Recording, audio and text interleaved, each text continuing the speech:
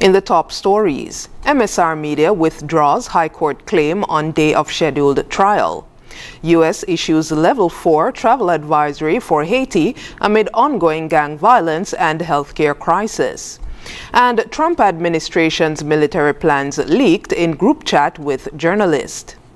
Hello and welcome to the ZIZ Midday Newscast. Today is Tuesday, March 25th, 2025. I'm your presenter, Shanique Harvey. Nationally, the judicial review claim brought by MSR Media against the government of St. Kitts and Nevis was withdrawn on Monday just before the matter was set to go to trial in the High Court.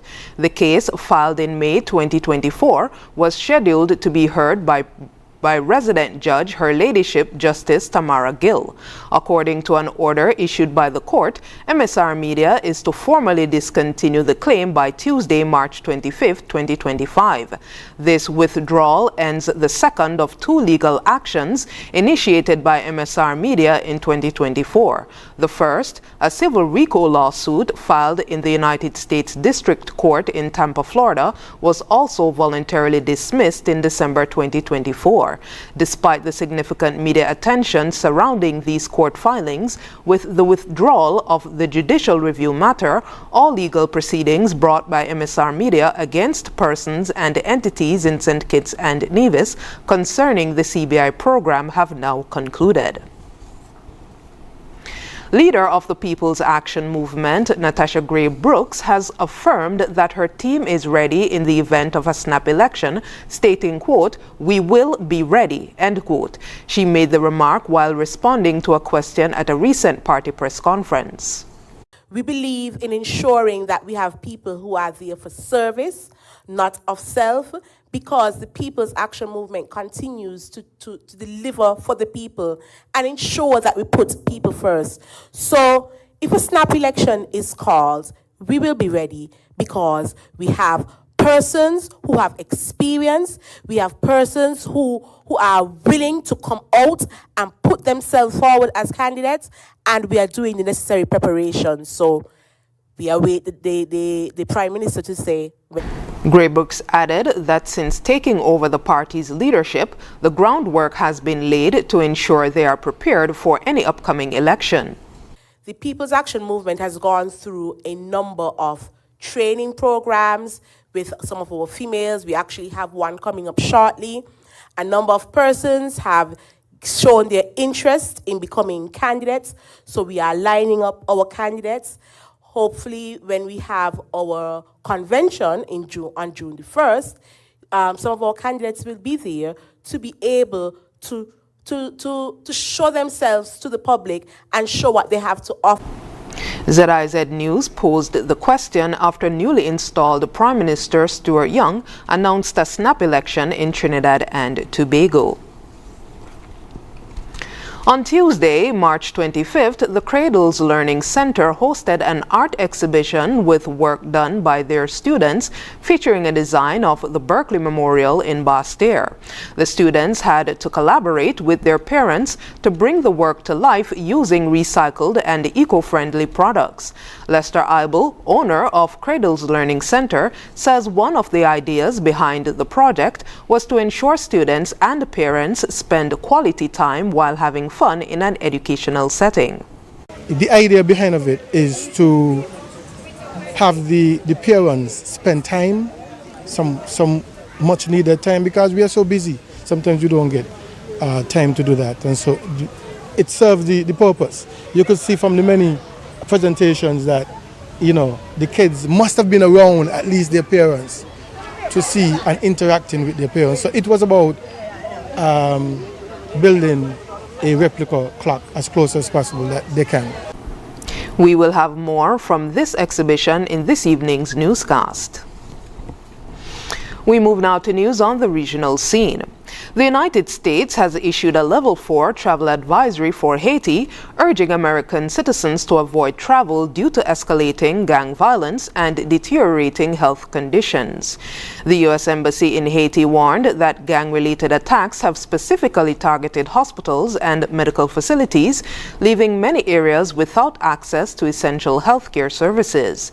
The embassy cited significant challenges in obtaining adequate medical care or evacuation, noting the degradation of public health infrastructure and the increased risk of disease spread.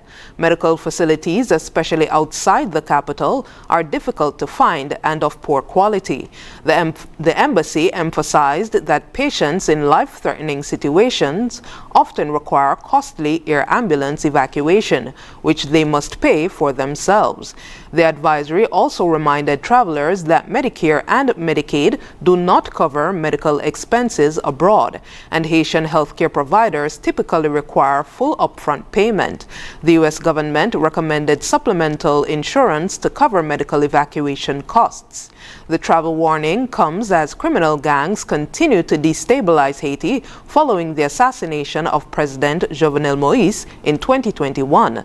The embassy urged Americans currently in Haiti to leave as soon as it is safe to do so. The IMF has approved the 9th and final review of Suriname's Extended Fund Facility Program, or EFF, releasing $62 million in funds and bringing total support to $572 million. The program, launched in 2021, aimed at restoring economic stability, improving debt sustainability, and fostering growth. IMF Deputy Managing Director Kenji Okamura highlighted Suriname's progress with inflation nearing single digits and growing donor support. The IMF granted a waiver for missed fiscal targets, noting corrective actions taken by the government. Okamura stressed the need for continued reforms, including tax improvements, social assistance, and enhanced governance. Suriname's debt restructuring process is nearly complete, with agreements reached with all official creditors. Internationally, sensitive military plans for U.S. airstrikes in Yemen were accidentally shared in a group chat that included senior Trump administration officials and The Atlantic editor-in-chief Jeffrey Goldberg.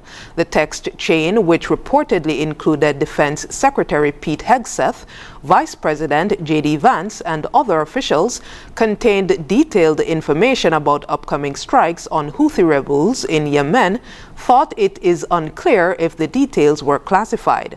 Goldberg received the invitation to the Signal chat from Mike Waltz, Trump's national security advisor, and the U.S. began its airstrikes shortly after the exchange. The National Security Council confirmed the authenticity of the chat and launched an investigation into how Goldberg was included. While President Trump initially claimed he was unaware of the breach, he later downplayed the situation with a satirical post. Hegseth dismissed the report, criticizing The Atlantic and its editor, but did not clarify why the chat was conducted on Signal, an app that, though encrypted, is not classified. Democratic lawmakers have condemned the leak, with Senate Majority Leader Chuck Schumer calling it one of the most severe breaches of military intelligence in recent years. Some Republicans also voiced concern, though Speaker Mike Johnson downplayed the incident, arguing no adverse consequences should follow for those involved. The National Security Council continues to investigate the matter. Israel's parliament passed a state budget on Tuesday, securing Prime Minister Benjamin Netanyahu's political stability for the coming months. The budget, supported by ultra-nationalist and ultra-Orthodox parties, grants Netanyahu a rare opportunity for political quiet, potentially lasting until late 2026. The vote strengthens Netanyahu's coalition, which faced public protests over the ongoing Gaza war and his controversial dismissals of top security officials.